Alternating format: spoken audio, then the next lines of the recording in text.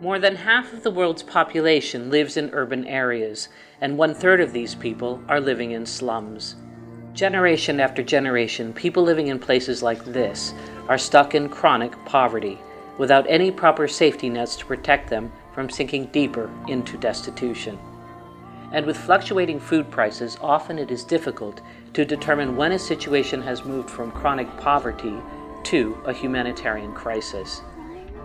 In Nairobi, for instance, 60% of urban residents live in slums that lack the most basic amenities, such as clean running water, proper hygiene, and sanitation facilities or sewerage systems. An average daily income in the slums is from 100 to 200 Kenyan shillings. Most of this is spent on food and other needs, such as housing, water, school, and health. And because of high living costs, slum dwellers sometimes go into debt to buy food when times are hard, and this could indicate a crisis is either on its way or has already arrived. This is Irene Mwende Mutua. She is 30 years old and has a physically challenged toddler. Her husband left her after their son was born. She says the condition caused stress on the marriage. Her child was severely malnourished, and to save him, she registered at a feeding program at a local church in Korogocho. Tunakula mara moja. Juu si tunakula kwa hoteli. Ukipata hiyo foto na mnamtelea twende kwa hoteli mnakula. Na pengine jioni juu ya huyu. Juu hiyo ndawa anakuambia asikunywe kama akuli. Food is a basic need, and any slight increase in prices here may cause an emergency. When there are high cases of malnutrition in children under 5 years, the youth tend to drop out of school and beg or scavenge for food. Parents also buy food on credit to sustain their families, and some fall into criminal activity to make ends meet. The main challenge that we see in the broader program, which includes these 3 arms that I was talking about earlier, the social protection arm, the livelihoods development arm, and then the detection of emergencies arm. I think if we look at that, we see a vast lack of understanding that the urban context needs its own special approach. If you go by rural contexts, you cannot use the same thresholds and the same triggers for a response that you would in Marsabit as you do in Nairobi. There are 22,000 acutely malnourished children under 5 years of age in Nairobi alone. That is 5.7%. But current emergency response parameters based on rural context would mean an emergency wouldn't be declared in Nairobi until 15% or 60,000 children are malnourished. Sasa mafikirio yangu naona mtoto akikuwa mkubwa na apone. Hapo utaweza kwenda shule na uende kutafuta kazi. Uweze kuajiriwa. Lakini kwa sasa ni ngumu kwangu, nimekuelezea. Kila Monday napeleka huyu clinic. Alafu daktari anakuambia, hii growth nikwambia inaitwa monjoma, anakuambia mtoto asianguke na asilie na asikuwe na stress, which means huwezi kumweka kwa mbepikia. This is Joseph Kunuthia Ngigi. He is 41 and has 4 children. He scavenges through the Mukuru slum looking for food leftovers to feed pigs. This is his job. Normally he makes just 200 shillings a day. Some days he makes nothing. His family depends on 1 meal a day or none at all. When times are tight, he says, he sends his kids to friends' houses, hoping they might just have a tiny bit extra to share. Joseph's house is like so many here. With skyrocketing prices and little hope of more of an income, these people are the most vulnerable. If civil unrest, disease, or any other natural disaster should occur, these are the people who would find themselves at the front line of devastation. Sasa nafikanga takatifu unaona hata sio lazima hata uwe duniani.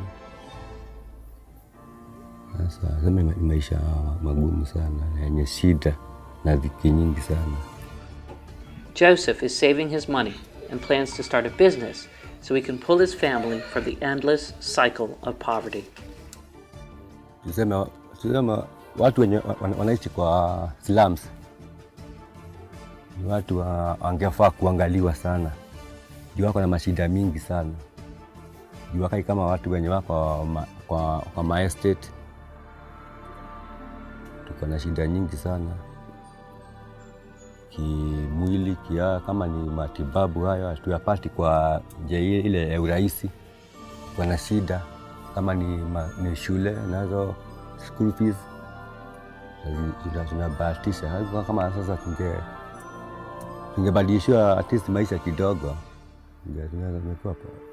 tungekuwa watu poa sana.